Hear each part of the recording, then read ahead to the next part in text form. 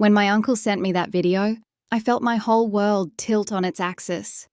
There they were, my parents and my brother Thomas, sitting around our old kitchen table in Phoenix, talking about me like I was some kind of inconvenience. The Arizona sun, always warm, always comforting, poured through the windows. And yet, in that moment, it felt like a cruel joke.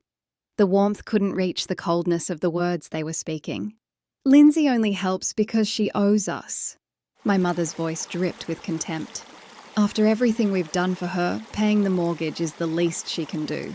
Thomas added, that signature smirk creeping onto his face. Yeah, and she acts like she's doing us a huge favor. What a joke. And then, my father's quiet nod of agreement. The man who had once cheered me on as I learned to ride a bike. The same man who helped me with my math homework when no one else would. He was sitting there, silent, letting them tear me apart. It felt like betrayal, but worse. It felt like indifference. The video was shaky, obviously filmed without their knowledge, but their voices were crystal clear. I couldn't look away. I watched it 3 times, each time feeling this bizarre mix of numbness and clarity settle over me. For the last 4 years, I'd been covering the majority of their mortgage through my LLC Divine Investments. They thought they were paying a bank. They never bothered to read the fine print of the agreement my financial advisor, Kate, had helped arrange. Every month they'd make their small contribution, while I'd cover the rest. All while they complained about my minimal help. Minimal help. The truth hit me like a ton of bricks. And that's when my Uncle Jason's message came through. You needed to see this, Lindsay. I couldn't stay quiet anymore. They've been talking like this for months. I stared at the spreadsheets on my screen. Over $200,000. That's what I'd invested in their comfort, in keeping them in that house. My hands should have been shaking with rage, but they were steady as I pulled up the mortgage agreement. A small, dark smile tugged at my lips. I remembered the purchase option clause Kate had insisted on, just in case. Did she know something I didn't? The next payment was due in 2 weeks, but for the first time, I wasn't just looking at numbers. I was seeing an opportunity to finally take control. I grabbed my phone and typed one simple message to my uncle. Thank you for showing me the truth. Don't worry, I won't tell them it was you. But things are about to change. My Uncle Jason was the only one who knew the truth.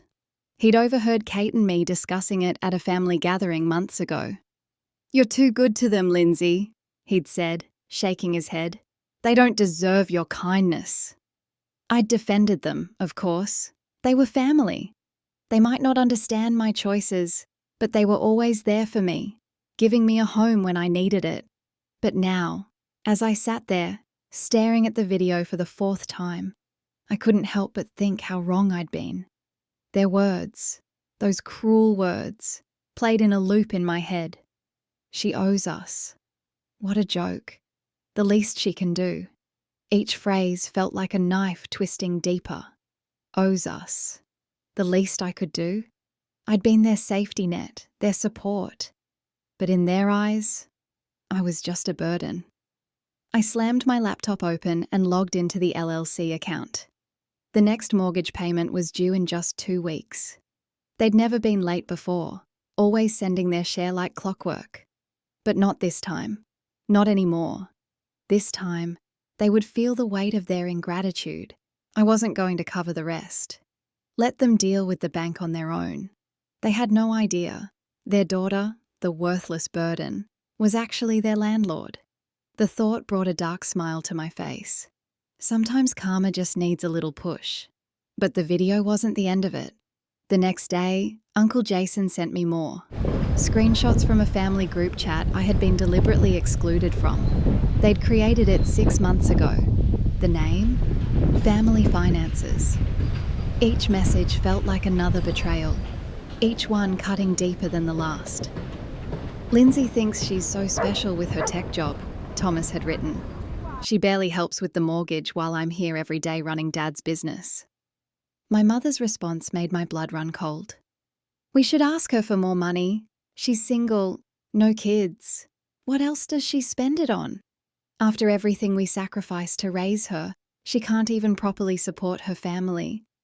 I felt the anger bubbling in my chest as I pulled up my financial records.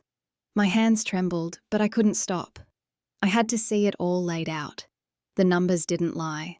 Over the past 4 years, I had contributed $267,843 to their mortgage through Divine Investments, while they'd only paid $52,500.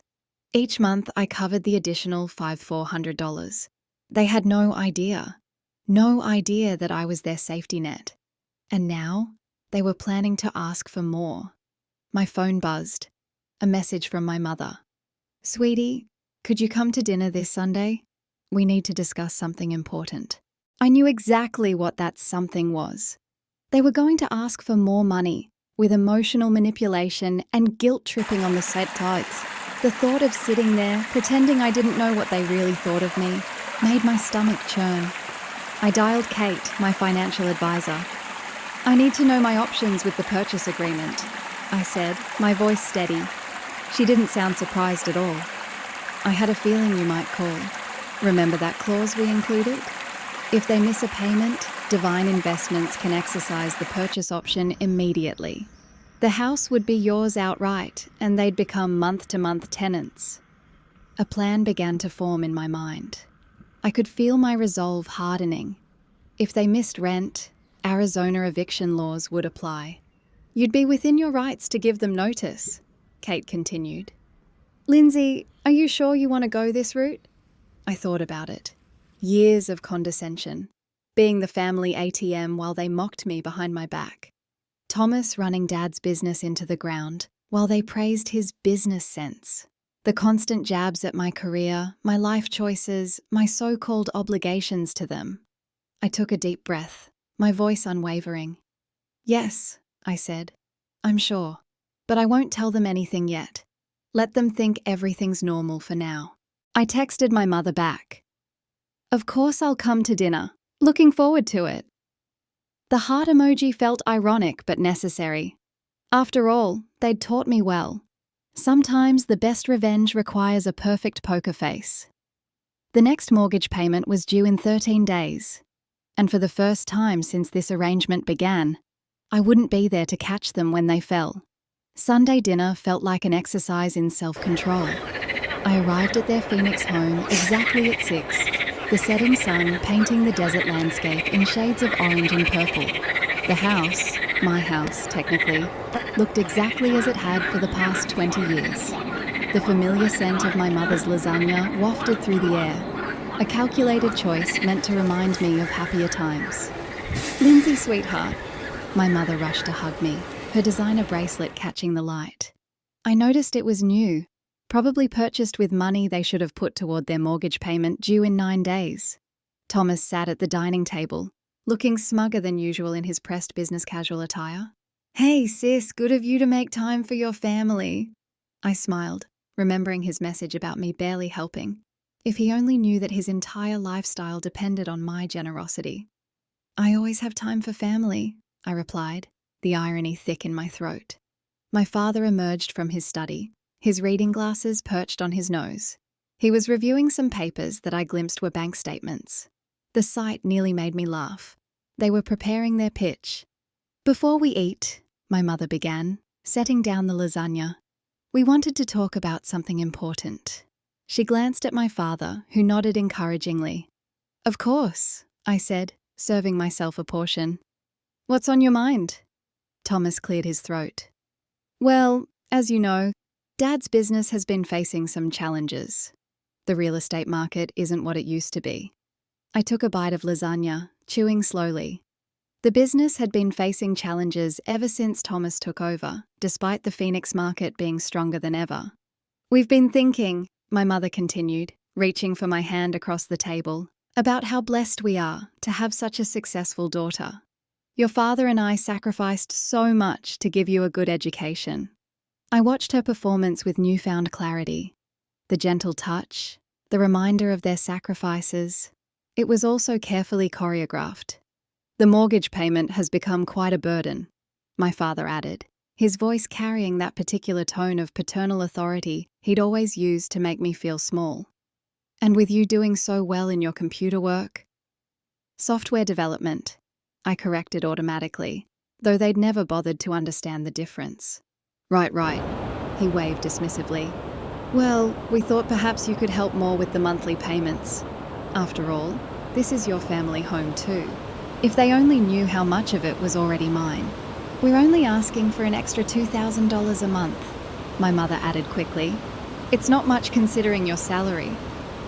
I took another bite of lasagna, using the moment to maintain my composure. They wanted $2,000 more when they didn't even know I was already paying over $5,000. The audacity was almost impressive. "I'll think about it," I said finally, my voice neutral. "Times are a bit uncertain right now." "Uncertain?" Thomas scoffed. "Please, we all know you're doing fine, unlike some of us who are actually working hard to keep this family's legacy alive." I smiled, thinking about the notification their bank would send when they missed their payment next week. "You're right, Thomas. Sometimes we all get exactly what we deserve." After dinner, I excused myself to use the bathroom, but took a deliberate detour past my father's study. The door was ajar, and I could hear my parents and Thomas talking in hushed voices. I paused, my heart pounding as their words drifted out. "She's not going to help," Thomas said, his voice bitter. "Did you see how she just sat there, acting all superior with her tech money while our business is struggling?" "Patience," my father replied. "We have another option. Remember those investment documents I found in her cloud storage when she used our Wi-Fi last month? She's been hiding money from us in some company called Divine Investments." My blood ran cold. They'd snooped through my files during my last visit. I'd carelessly used their Wi-Fi without a VPN, and my cloud storage had synced automatically. "It's a legitimate LLC, and it's doing very well. She's been squirreling away money there instead of helping her family," my father continued. I raised an eyebrow. "We'll give her one more chance to help voluntarily. If not, I'll remind her about that time in college, when she took money from your business account for her tuition.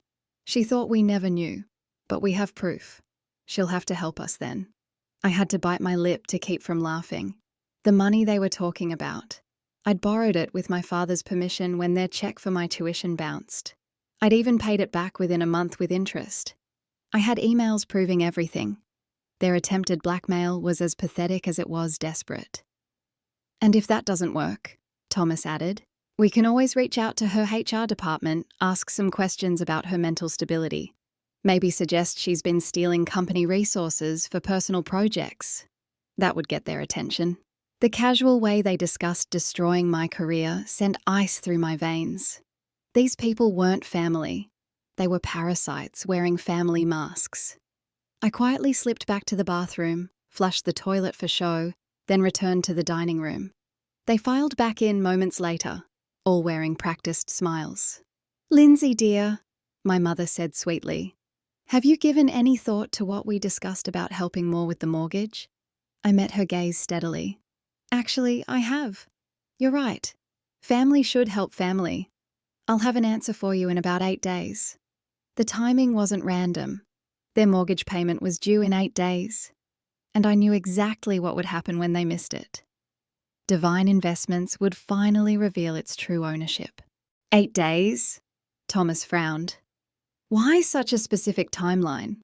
I stood up, gathering my purse, trying to suppress the smirk threatening to creep across my face. "Just need to check a few things with my financial advisor. You know how it is. Being cautious with money is just good business sense." I shot Thomas a smile, one that barely hid the irony of the situation. He wouldn't know that my financial advisor had already lined everything up. My mother walked me to the door, her arms stretching out to pull me into another of those familiar, rehearsed hugs. "We knew you'd understand, sweetheart. Family always comes first." "Yes," I replied quietly, my mind racing as I thought of the eviction notice I'd already drafted. Family always gets exactly what they deserve. As I pulled out of their driveway, the familiar ache in my chest dulled by the hard clarity of what I had to do next. I called Uncle Jason. "You were right about them," I said when he picked up. "But don't worry, I'm done playing the silent partner in their little drama. It's time for the final act. The days crawled by, each one filled with daily texts from my family, all full of desperation. "We're in trouble, Lindsay. Please, you have to help." The urgency in their messages only made me more resolute. I forwarded every single one to Kate, my financial advisor, for record keeping and to finalise the necessary paperwork. "Everything's set," Kate confirmed 3 days before the payment was due. "Once the payment bounces, Divine Investments can exercise its purchase option immediately. And I've prepped the eviction notices, just in case." I nodded, checking through the papers again. "And everything is airtight? They can't twist this?" "They signed the agreement. Your father barely even read it. He was just desperate for the money. It's all legal." That evening, as I sat at home trying to relax, my brother texted again. "Hey, sis," it began. "I was talking to a friend in tech recruitment. With layoffs happening all over, I bet you're feeling the pressure. Good thing you've got family to back you up, right? About that help we discussed." The manipulation was as obvious as it was infuriating. The nerve. I sent the message to Uncle Jason the next day over coffee. "They never change," he said, shaking his head. "Your aunt and I saw it for years. That's why we distanced ourselves. They don't stop. They will do whatever it takes to squeeze you dry." "You don't think they'd go through my files?" I asked, genuinely curious. "Not surprised. They did the same to your cousin last year. They always find a way to leverage people." He paused, giving me a serious look. "Are you ready for the fallout? This won't go over well." I stared into my coffee, thinking about everything they'd said and done. The blackmail, the threats to ruin my career, the way they treated me like an ATM. I'm ready. They made their choice. Now it's my turn. 2 days before the payment was due, my mother called. "Lindsay, we really need your answer about the mortgage help. Times are tough. Family needs to stick together." Her words hit like a ton of bricks, but I managed to keep my voice steady. "Don't worry, Mom. Everything will be clear very soon." That night, an email arrived. The family had tried transferring money to Divine Investments, but the payment had bounced. Their account was already overdrawn. I forwarded the notification to Kate, and she didn't waste a second replying. "Here we go," she texted. "Want me to start the proceedings tomorrow?" I paused, letting the satisfaction of their impending reckoning settle in. "No," I replied, my fingers steady as I typed. "Let them wait. Let them think everything's fine. Let them feel like they have one last shot. Timing is everything." I opened my laptop and began drafting an email to my company's HR department, documenting my family's threats and attaching the evidence Uncle Jason had gathered. Better to get ahead of their potential attacks. The end was in sight, and I wasn't leaving anything to chance. "Sometimes," I muttered to myself, "the best revenge is simply letting people face the consequences of their own actions." The payment deadline came and went. At 9:00 a.m. sharp, Divine Investments' automated system sent out its default notice. I watched my phone, counting down the seconds until the inevitable call. It took exactly 12 minutes. "Lindsay!" My mother's voice was frantic. "Something's wrong with our mortgage payment. The bank says we defaulted, but that's impossible. We need your help." "Actually," I said, my voice steady, "Divine Investments isn't a bank. It's an LLC. My LLC, to be specific." There was a long silence on the other end. Then in a whisper, "What?" "Check your email. You'll find a notice explaining that due to your default, Divine Investments is exercising its purchase option. The house is now legally mine. Your month-to-month tenants." This is a joke," she stammered. "No joke," I replied, my words cold. "I've been covering the majority of your mortgage for the last 4 years, while you mocked me behind my back, called me a burden, plotted to blackmail me, and even threatened my career. How did you think this would end? Uncle Jason showed me everything. He showed me the video." I paused, letting the weight of that sink in. "As for your tenancy, your first rent payment is due in 30 days. I suggest you start looking for somewhere else to live." My father's voice suddenly broke in. Clearly, they had put me on speaker. "You ungrateful!" I cut him off sharply. "Is that any way to talk to your landlord? The eviction notice is ready. Don't make me serve it sooner than planned." With a final click, I ended the call and blocked their numbers. Almost immediately, my inbox filled with messages from flying monkeys, distant relatives, and family friends, all telling me I was being cruel, that family should forgive family. I didn't bother reading any of them. Some debts can't be paid with forgiveness. 3 months later, I stood in the empty house, the sound of my footsteps echoing through the vacant rooms. My family had moved out last week, forced to downsize to a cramped apartment across town. They'd tried everything: threats, guilt trips, legal challenges, but the documents were ironclad. In the end, they had no choice but to accept reality. Thomas's attempt to contact my company's HR had backfired spectacularly. Thanks to my preemptive documentation and Uncle Jason's evidence, his accusations were dismissed immediately. Instead, his actions were reported to his real estate board, leading to an ethics investigation that effectively ended his career. My mother's final attempt at manipulation came through a tear-filled voicemail. "How could you do this to your own family?" The answer was simple. They had shown me exactly what family meant to them, and I had finally believed them. I walked through the kitchen, where it had all started. The place where they'd sat around the table, calling me worthless while I paid their bills. The irony wasn't lost on me. Uncle Jason and his wife were coming over later to help me prepare the house for sale. The proceeds would go toward establishing a foundation for victims of financial abuse. Something good could come from this, after all. My phone buzzed with a text from Kate. "Just heard from their lawyer. They're finally signing the last papers. It's really over." I smiled, looking around at the empty house one last time. They'd taught me that family always comes first, but they never specified which family. I chose myself, and for the first time in years, that felt exactly right.